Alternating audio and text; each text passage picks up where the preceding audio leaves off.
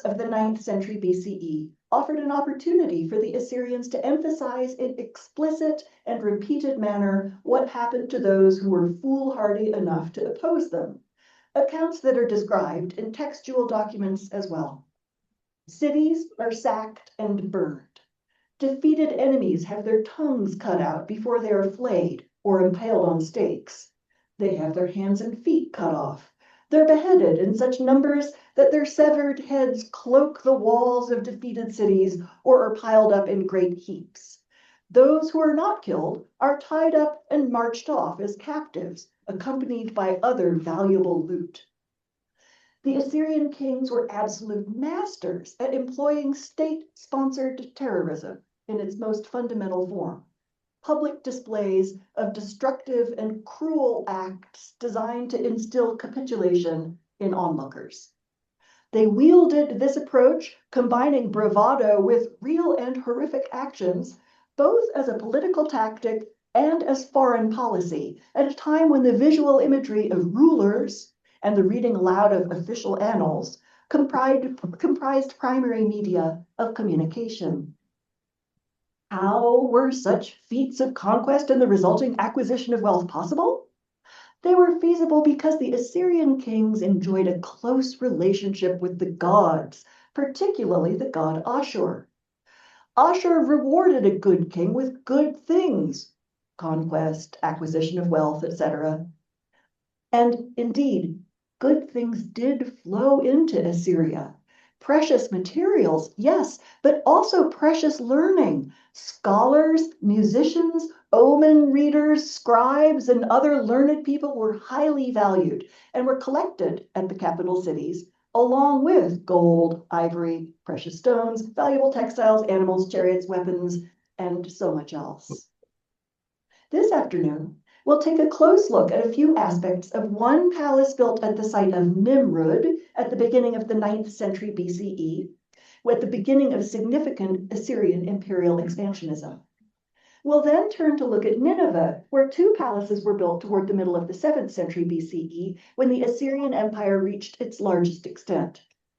We will see some of the sophisticated ways narrative was constructed and used, and along the way, we'll take a glance at a few other aspects of life as well. We'll end by considering the efficacy of the messages conveyed by the visual narratives. Did people care about the stories? Does narrative even matter? Let's start by orienting ourselves. We're considering a part of what we now call the Middle East, at a time well over 2,500 years ago. In the 1100s BCE, the great Bronze Age societies of the Eastern Mediterranean collapsed, most probably due to drought and famine brought on by climate change. Governments were destabilized and overthrown. People were on the move in large numbers as they sought food and safety elsewhere, and widespread destruction and depopulation ensued. An exception to this pattern seems to have existed in what's now northern Iraq, in the upper Tigris River Valley. This area was richly fertile, with varied terrain and diverse food production possibilities, and it enjoyed sufficient rainfall to enable dry farming in its wide, flat valleys, as well as irrigated agriculture. Into the power gap of around 1000 BCE, then, the relatively well-fed, wealthy, and warrior-like inhabitants of northern Mesopotamia were able to step. We call them Assyrians, after their capital city Ashur that was named after their primary god. At the beginning of the 9th century, in the early 800s BCE, an enterprising, dynamic, bold, and path-breaking new king named Ashur-nasir-pal established a new imperial capital at an ancient site called Nimrud to replace This is really good. At Ashur. This capital was freshly designed so that its focus would concentrate primarily on the king rather than on the god Ashur. The story of Nimrod's archaeological excavation really warrants an entire lecture unto itself. Briefly, however, in the 1800s, it was explored by the French, and then in the middle of the century by the English. by the English adventurer and explorer Austin Henry Layard, who worked both at Nimrud and at the nearby Assyrian city of Nineveh, to which we shall turn later. Layard was short on money, so used a technique at Nimrud developed from mining and employed also at Pompeii, whereby you tunnel along the faces of walls and their decorations rather than digging down from the top of a site. This is great for exposing walls and their decorations, but it is terrible for excavating artifacts and understanding where they were found, what they were found with, and what they might tell us about ancient societies. Layard himself possessed real flair for storytelling, it's clear, and he had with him some truly expert draftspeople who created spectacular images of the ancient sites. As a result, Assyromania gripped Britain in the mid-19th century. Here, for instance, we see Lady Layard kitted out in jewelry made from ancient Assyrian and Babylonian sealstones that Layard had acquired on his travels. Later projects, launched by the French and English, explored Nimrud further, perhaps most notably after World War II, when the novelist Agatha Christie, who was married to one of the most prominent archaeologists of the time, Sir Max Mallowan, spent significant amounts of time there. Since 1972, Nimrud has been under investigation by Iraqi archaeologists who have not only focused on conservation and site preservation, but have also unearthed some of the wealthiest and most spectacular tombs ever found. Those of Assyrian queens of the 9th and 8th centuries, the contents of which are still in the process of publication. This is what the site of Nimrud looked like in the late 20th century. The hill at the right is what remains of its ancient ziggurat, a particular type of temple. But you can see that the whole site is a large flat mound elevated above the river plain around it. This is normal in the ancient Near East, where the primary building material was mud brick. When mud brick architecture decays, you just build on top of it out of more mud brick. And over time, a site where people have lived for a long time builds up above the surrounding area. Such a mound is called a tell. The site has eroded away in places, but here we're looking at a plan of the excavated remains on top of the tell. The thick black lines represent walls of buildings. The original palace constructed at Nimrud was the Northwest Palace, Building A, on this plan. King Ashur-nasir-pal celebrated its completion around 879 BCE with a vast feast, a party that lasted 10 days, to which 69,574 guests were invited. His new palace, monument to royal power and imperial reach, was the dazzling center of the gathering. The Northwest Palace of Ashur-nasir-pal has now partly eroded away. You can see a gully of erosion in the outer courtyard here, for instance. But one of the rooms that survived was the king's special new throne room, and it's on that which we will focus. The room is so long that it looks narrow, but in fact, it was 10 meters across, the largest unsupported interior expanse yet seen in the entire Mediterranean or Mesopotamian world. The king's throne was set up at this end upon a raised dais. You entered the room from the courtyard at the left on this plan.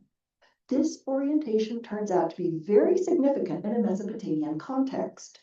Do you see how you enter the room from one of its long sides, like this, and then turn and make your way along the room before you reach the royal presence? This is called a bent axis approach.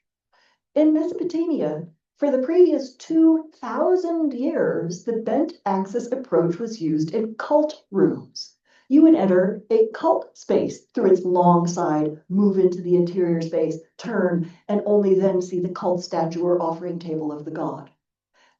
That is, your movement created the moment of epiphany when God stands before you. Well, well, well.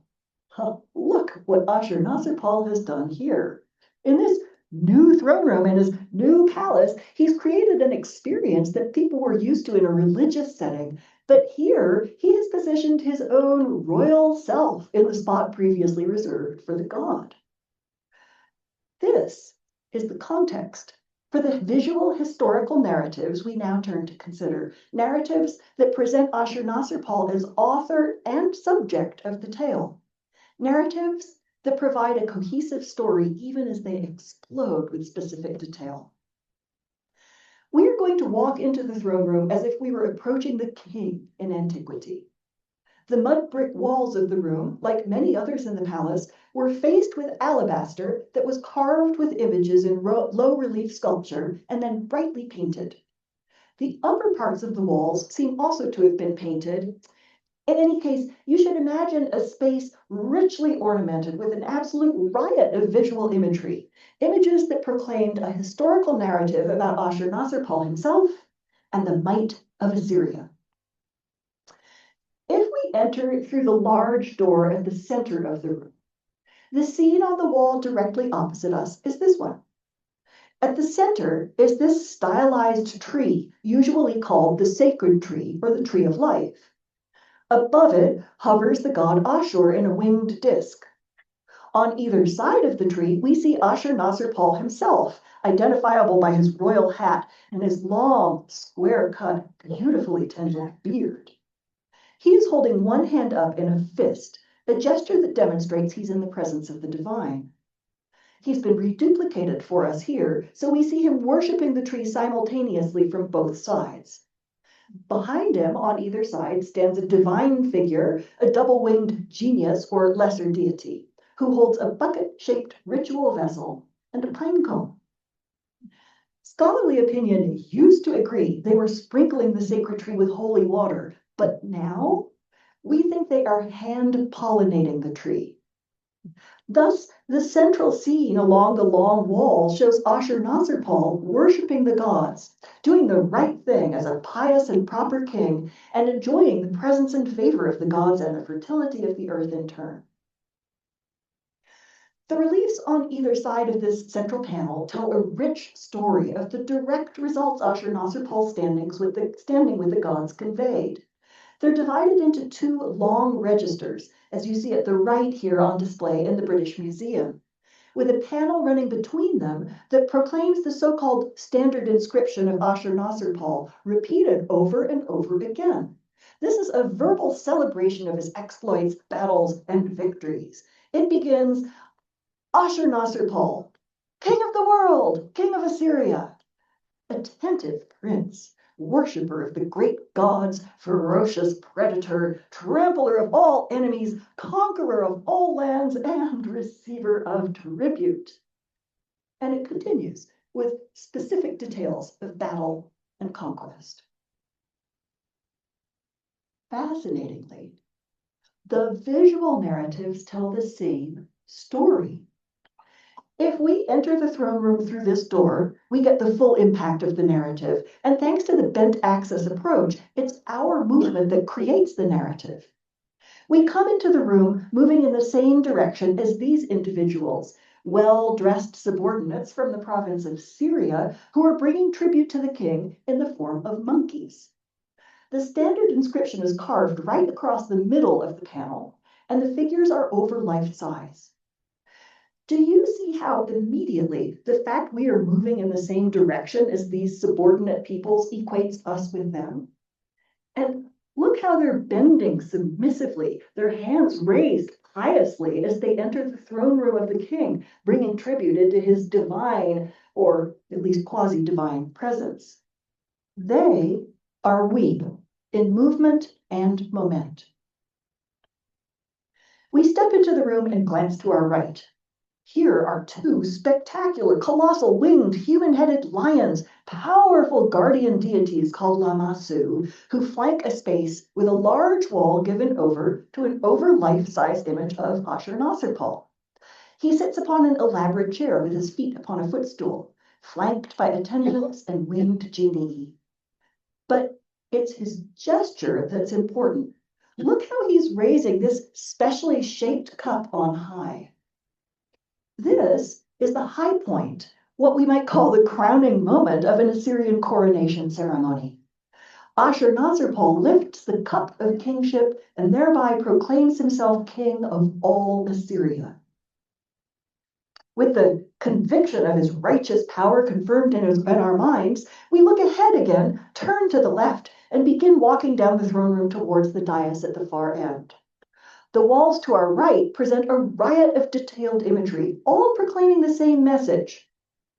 The armies and might of Assyria are invincible. We see it both in field campaigns and in attacks on cities. In both, the outcome is inevitable. Here we see a chariot attack in a forested landscape. The Assyrian chariots gallop at full speed from the left, emanating from the throne of the king at the far end of the room. An enemy raises his hand in a futile gesture, asking for mercy, but his chariot has already crashed. His horses are crumpling, and it's clear he is a goner. Just in case that wasn't sufficiently obvious, you can see that the top of the scene is filled with headless corpses lying on the ground. The entire half of the throne room farthest away from the throne is covered with images of battle, of conquest, of the field camps of the Assyrians, and of the defeat of enemies in the field. The dizzying wealth of detail included in the visual narrative parallels that of verbal formats, including the standard inscription as well as other contemporary texts.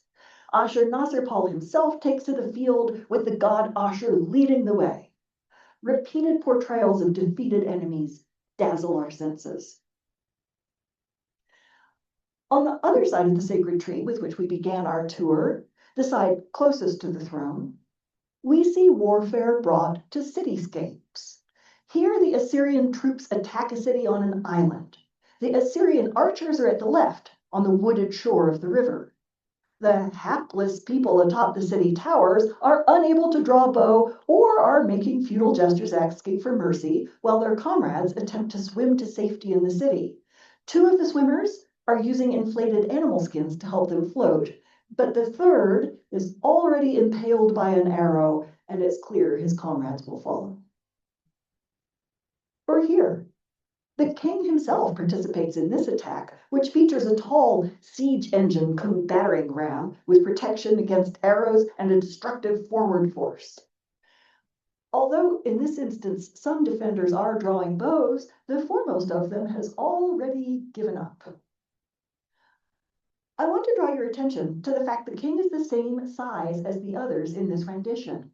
Ancient Mesopotamian presidents regularly showed the king at a larger scale than others, both to demonstrate his importance and to make him more readily visible. Remember that visibility here was not an issue. Ashurnasirpal wears his royal hat and his royal beard, as well as regally elaborate garments. And when the reliefs were painted, he would have been made to stand out dramatically.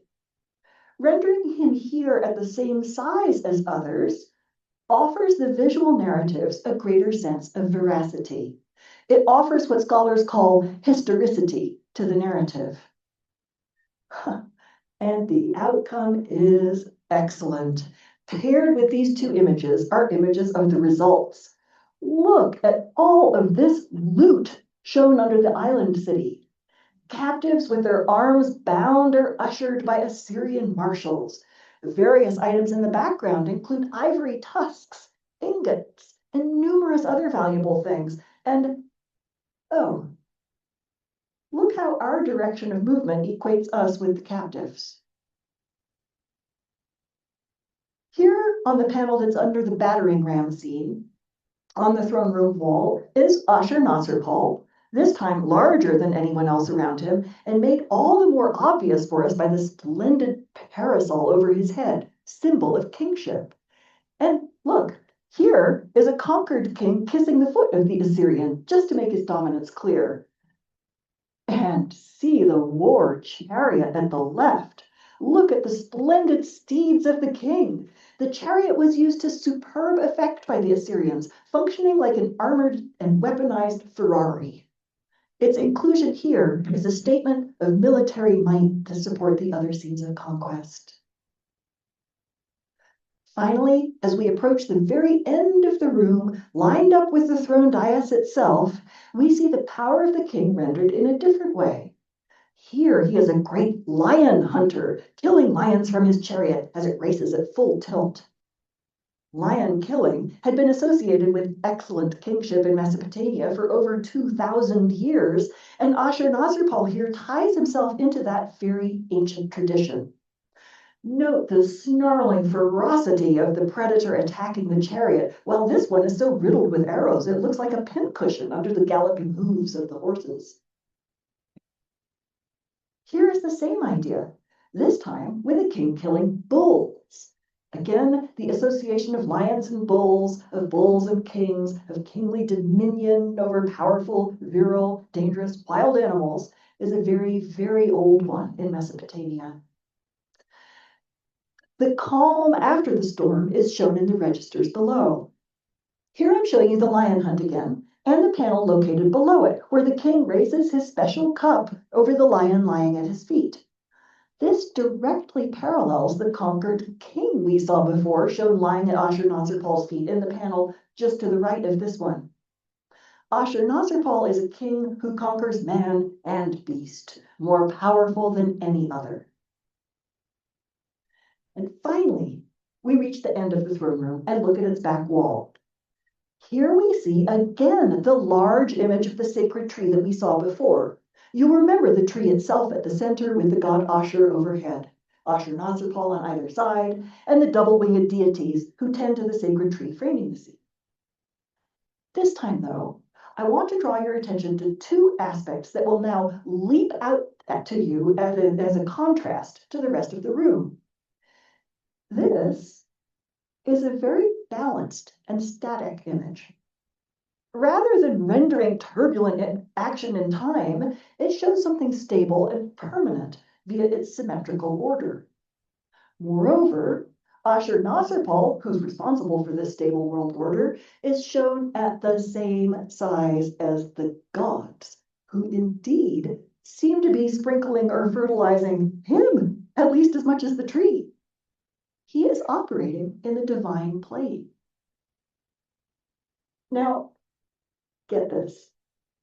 Directly in front of the sacred tree in the throne room was the throne itself.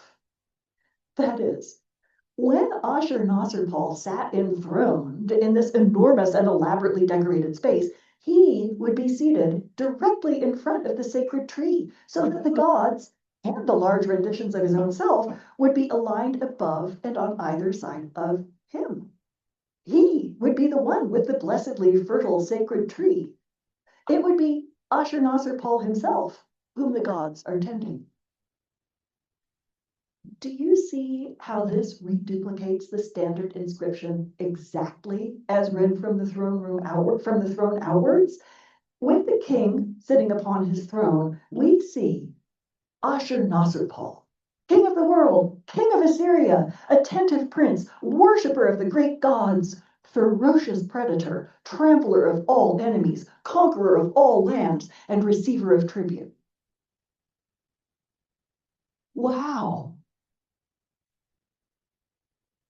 Something I find hard to reconcile in my head is the combination of brutality and cruelty portrayed in Assyrian art, often with an exultant and lingering attention to graphic, violent detail, with royal Assyrian sponsorship of the arts.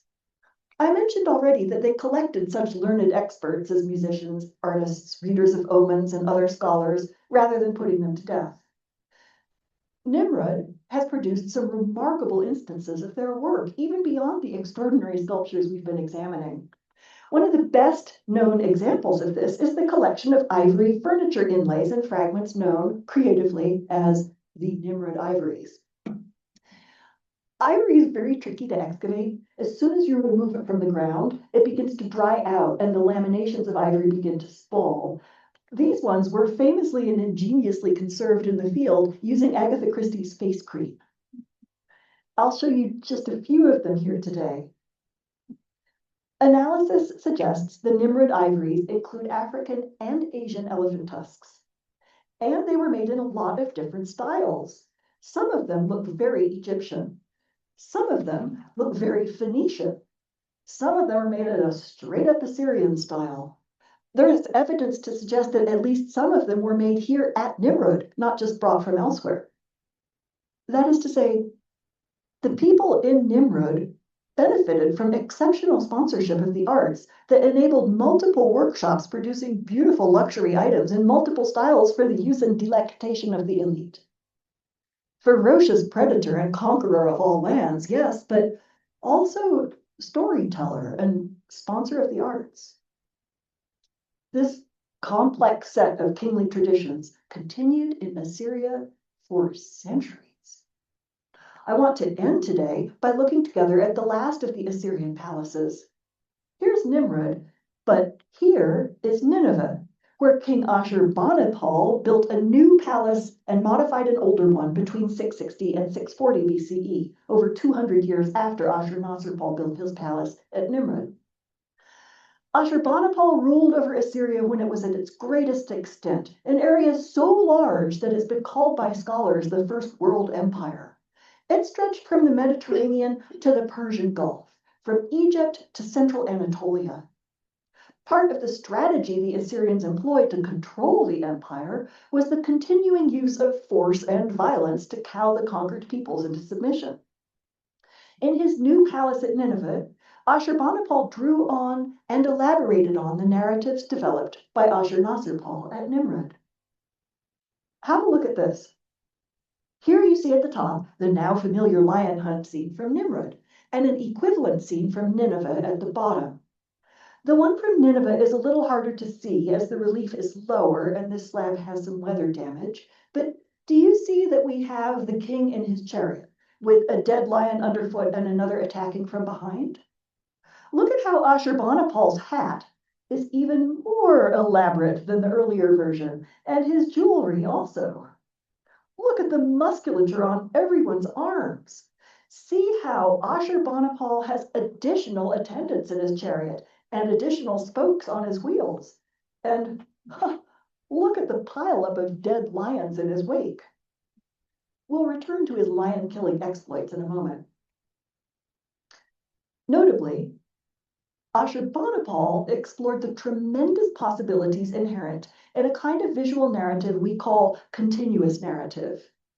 In continuous narrative, the same figure will be shown several times in the same scene to suggest the movement of time and a storyline. Here, for instance, is a hunt scene from the North Palace at Nineveh constructed by Ashurbanipal around 645 to 640 BCE. We see a gazelle being hunted. First, at the left, it startles. Then a spear hurtles towards it, it runs to the right, and finally it lies dead. The direction of narrative was variable. In these images, at the right, we see a lion being released from a cage. Then it rushes forward to the left and is killed by the king mid-pounce. The space in which the story is told remains the same, but time and the development of plot are shown by repeating key characters who move within a single scene. This technique could be used in incredibly sophisticated ways, and it was. Here is the full 3-register scene of another lion hunt. Look at all the varied, manly, brave, strong, and impressive ways in which a king might slay a lion. At the bottom, he shoots at one while riding at full gallop. In the middle, he spears one, again riding at a gallop. And at the top, he grasps one barehanded by its throat and stabs it in the belly before it has a chance to maul him with its fearsome claws. But the variety is not all. Do you see how Ashurbanipal is riding his horse in the lower 2 cases? He uses both hands for his bow and arrow at the bottom.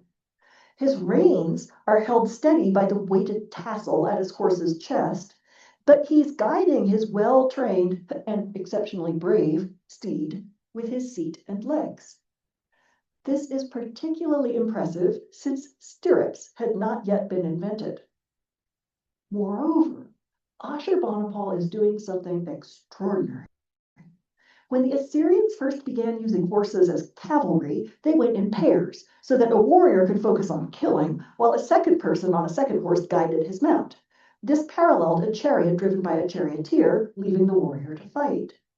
But here, Ashurbanipal is so skilled, he can manage both riding and killing at the same time.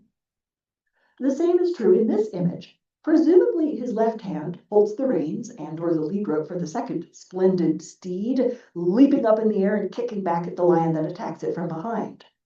But does the valiant king falter, or so much as alter his gaze? No, his spear stabs true into the lion's gaping maw. And just have a look at this lion. Do you see the way it stands on its hind legs with its forepaws splayed? Do you see how those paws look almost like huge human hands? This is a direct quote of a much earlier warlike imperial Mesopotamian culture, the Akkadians. Akkadian lions are regularly shown with splayed front legs, gaping maw, and huge human-like paws. They include tremendous emphasis on hair and musculature. The Assyrians were well aware of the Akkadians, and the fact Ashurbanipal slays an Akkadianizing lion here is no coincidence. Also no coincidence is this. Look at the arrangement of the figures. Look how the combination of strong diagonals and a lot of empty space draws your attention up to the top where Ashurbanipal stabs the lion in the chest. This is the culminating scene in this set of narratives, and it's a remarkable one. Guess what? This is a direct reference to the Assyrian royal seal. Here's an impression left by that seal. Do you see how it shows an Assyrian hero grasping and stabbing a rampant lion that has its paws splayed in fine Akkadian manner? Ashurbanipal has constructed a visual narrative on the palace walls that draws on millennia of royal lion slaying, makes explicit reference to a mighty military empire of 1,500 years earlier, and reaffirms his own power by placing the Assyrian royal seal smack dab in the most prominent part of the whole thing. Again, wow.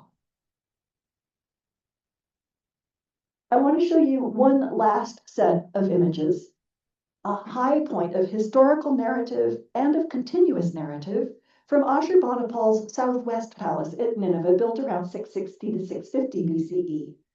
This relief, over 6 feet tall, tells the tale of the Battle of Tiltuba, when, in 653 BCE, the Assyrians captured and killed the Elamite king Telamon.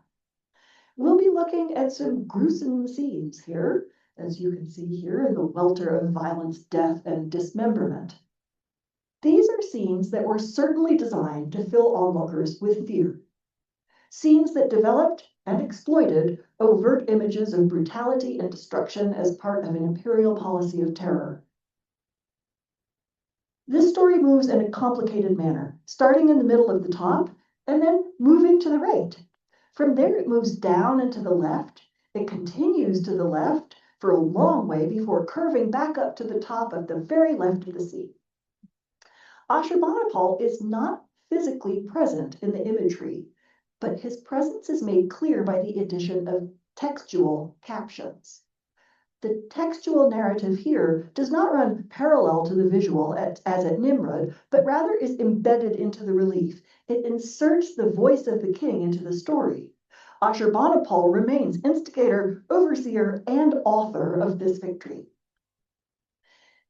As at Nimrud, here too we begin with the crash of a chariot in a wooded landscape. It is the Elamite royal chariot, and the Elamite king Telamon and his son lie with their arms and legs waving helplessly as the chariot breaks on top of them. This is a precise visual telling of an event told also in written accounts of the battle. Telamon, king of Elam, who was wounded in fierce battle, to save his life, he fled and hid in a forest. The frame of the vehicle, his royal conveyance, broke, and it turned over upon him. Because we have the written version, as told by the Assyrians, we are on exceptionally firm ground in our interpretation of this visual narrative. The wounded king was led away by his son, shown here at the bottom right of the image. Let's look more closely. Here is King Telamon, and his son takes him by the hand to lead him away. Do you see how the sun stretches out his other hand towards the previous scene? This gesture functions as a narrative signal to indicate the cause of an event and provides an explanation for its occurrence. At the same time, the fact the figure's movement is to the right guides our attention in that direction and shows the way in which the story develops. In the next stage of the narrative, King Teamon and his son are surrounded by soldiers. The cuneiform text at the top of this scene says, Teamon in desperation said to his son, "Take up the bow." Do you see how the text affords the characters the ability to speak in their own words? It is, however, to no avail, and both Teamon and his son are taken by the Assyrians. Here you see at the left, the son being killed by a blow to the head with a mace, and then just below that, his headless body lies sprawled. The cuneiform text you see here speaks with the voice of Ashurbanipal himself. With the help of Ashur and Ishtar, he says, "I killed them. Their heads I cut off in front of each other." Note that the narrator is Ashurbanipal. Note also that although they're mentioned by name, no gods are depicted. Here, we see the head of the king Teamon being severed from his body. Notice the manner in which the Assyrian soldier tramples upon the arm of his foe, a very ancient Mesopotamian image of king slaying. This gruesome or triumphant scene, with its emphasis on killing father and son in each other's very presence, is kind of on its own at the rightmost edge of the story, and forms the midway point between the upper and lower registers of the narrative. It's emphasized by its position, the empty space above the action, the direction of movement on the part of the actors within it, the cuneiform text, and, for those who could read, the mention of the gods Ashur and Ishtar. It's a focal point of the story, a victorious moment from the Assyrian perspective, and its position in the visual narrative emphasizes its significance. The Assyrian soldiers bending forward and looking down draw our attention to the lower left, where we see the head-cutting Assyrian jubilantly striding forward, knife still in hand, holding the severed head of the Elamite king aloft by its scanty, elderly hair as he walks through a carpet of dead bodies. Just in front of him, to the left, not shown in this image, another Assyrian soldier shows up the head of Teamon's son. The ways these are held on display indicates they're being shown off as trophies. Next, having moved back up to the upper register, we see the severed heads at an Assyrian base camp, where they are examined for identification amid a heap of additional collected heads. And finally, an Assyrian soldier, perhaps the original slayer, holds the head of Teamon on high as he's driven at racing speed in an Elamite chariot to take his trophy back to Assyria. The text above, just out of sight in this image, speaks again with the voice of Ashurbanipal. "Head of Teamon, king of Elam, which in the midst of battle a common soldier in my army cut off. To give me the good news, they hastily dispatched it to Assyria." The final and culminating part of the narrative is portrayed here. This famous banquet scene shows Ashurbanipal and his queen at the feast celebrating his victory. Victory banquets have a very long history in Mesopotamia, and Ashurbanipal is grounding himself firmly in a tradition that extends back thousands of years. He's updated it here, however, by his trendy reclining position. And, as ever, the inclusion of detail is remarkable. Look at the carved legs on this banqueting couch, table, and throne. Look at the heavy necklace hung here during the feast. Look at the beautifully ornate garment of the queen seated upon her tall throne. Look at the incense burners, the array of plants, the servitors, the music. Look at the birds. And, oh, look at the severed head of Teamon hanging in the tree. In fact, now that we look more closely, are those birds carrion crows? Victory banquet, Assyrian style. Ashurbanipal has created a wholly secular narrative, one of which he is the author in both image and text, and of which he himself, king of the world, king of Assyria, is the subject, the apex and the climax, as well as the righteous instigator and outcome. We'll end today by thinking about art as reality. The first thing I want to draw your attention to is this. See these things that look like chopsticks sticking out of Ashurbanipal's belt? This is a double stylus, a writing implement.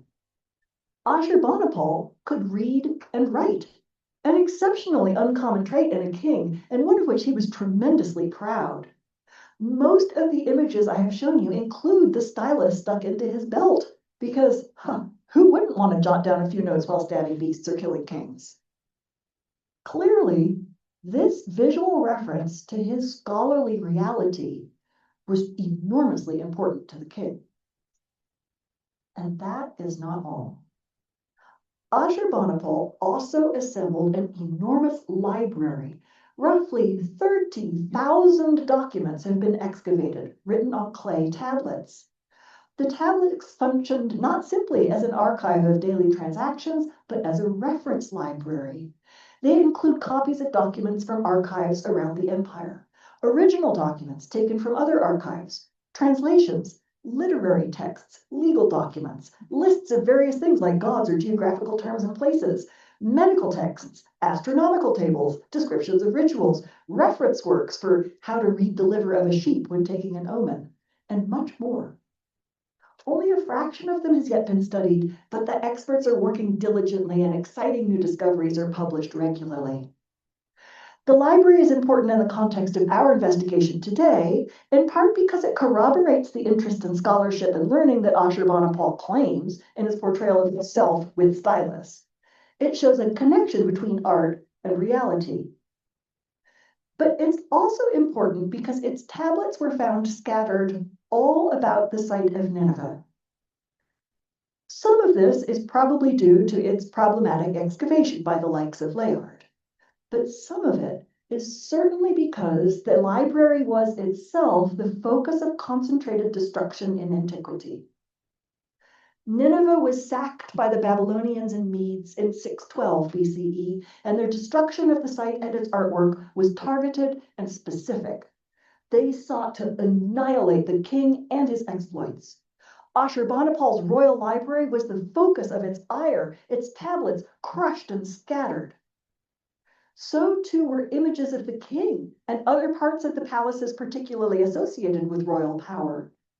The systematic nature of the destruction proves it was part of a calculated program, not just the action of rampaging mobs. Remember this banquet scene? When we looked at it a few minutes ago, you probably thought your eyes were a bit blurry, or maybe the image was a bit pixelated. But in fact, the king has been defaced. His cup of kingship has been removed, and the queen's lips have been hacked away. That is to say, these figures have been treated as if they were actual, physical, living, conquered royalty themselves. This is what you do to captive kings. This image, which as we know is of a common Assyrian soldier, shows him treating an enemy king as if he were king himself by stepping on his arm. And look, his face too has been removed. Such targeted and thorough destruction extended to numerous portrayals of kings and king-ordered brutality at Nineveh, including freestanding sculptures as well as the relief sculptures on the walls. The king was defaced and blinded. His hands were amputated and fingers severed. In some instances, fires were lit next to places on the walls where the king was particularly prominent or the action portrayed particularly brutal, to damage the stone, crack it away from the wall, and destroy the presence of the king and the terror of the Assyrian army. Even painted pottery or gold jewelry portraying the king was destroyed by the Babylonians and Medes when the might of Assyria was finally overthrown in 612 BCE. These images mattered. The end of Assyrian power was as violent and bloody as the Assyrians' own narratives of their own actions. Thank you. The treatment of the images at Nineveh as embodiments, not just renditions, Have there been any of kingly power and archaeological Assyrian excavations devastation finding demonstrates the significance and seriousness of this art in antiquity. Their destruction wiped out the king himself. Such destruction of representations of power is something we are very familiar with from our own times too. The portrayal of victory and might is potent and its elimination profound. Who controls the narrative controls power.